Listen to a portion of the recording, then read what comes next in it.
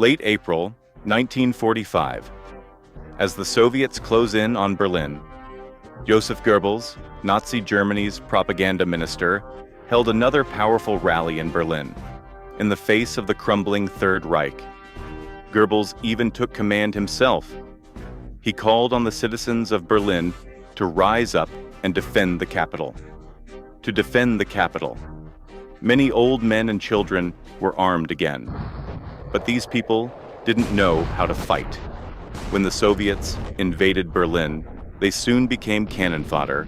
Joseph Goebbels, Nazi German politician and orator, the Nazi mouthpiece, known as the genius of propaganda, also credited with creating Hitler. On October 29, 1897, Goebbels, born in Leiter, a small town on the Lower Rhine in Germany. When he was 7 years old, he suffered from polio. His left leg was shorter than his right. He always walked with a limp. By the time of World War I, there was a great deal of patriotism in Germany, so Goebbels wanted to join the army, to serve his country, but he was a cripple, and a cripple. Goebbels didn't even pass the medical exam. He was rejected. Goebbels was devastated, and later realized that if brute force does not work, let us go the cultural route. So Goebbels studied hard at school. He wanted to make up for his physical deficiencies with knowledge. Goebbels had a brilliant mind. He excelled in his studies, from 1917 onwards. He studied at the universities of Bonn and Freiburg, the University of Würzburg, Munich, and Heidelberg. He studied history and literature.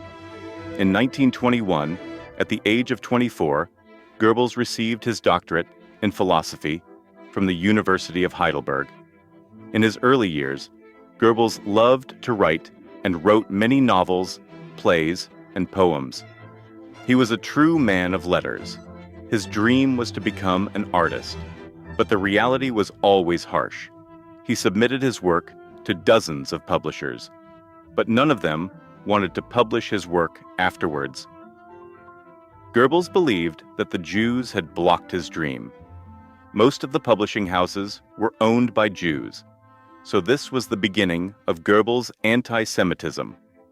After his dream of becoming an artist was shattered, Goebbels took a job at a newspaper as an editor, and then, due to the economic downturn in Germany, the newspaper began to lay off employees. Goebbels was laid off again, until one day in June 1922, while wandering through the streets of Munich, and walked into a bar. There was a speech being given by none other than Adolf Hitler. From that moment on, Goebbels' life changed forever. After meeting Hitler, Goebbels had his chance. Not only was his gift of speech put to good use, and in just a few years, he became a major force in German politics at the time. Fear hooligans who are educated, not those who know martial arts. Goebbels' speeches and brainwashing techniques were superb.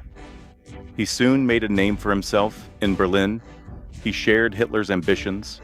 In 1934, when Hitler came to power in Germany, Goebbels became Hitler's right-hand man.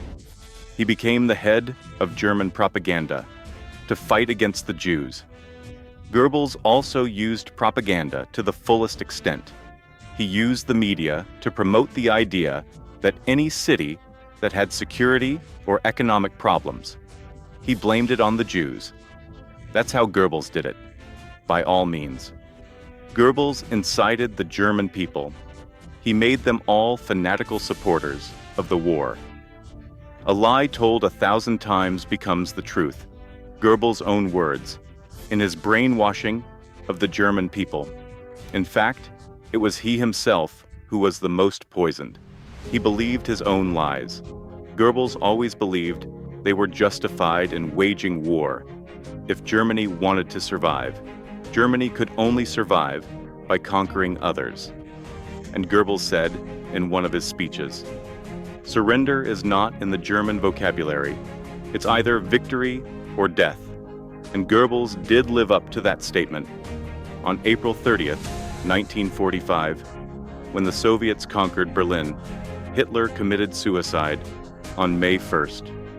Mr. and Mrs. Goebbels, with their 6 children, went with Hitler, a disabled schoolmaster. Together with Hitler, they led Germany into the abyss.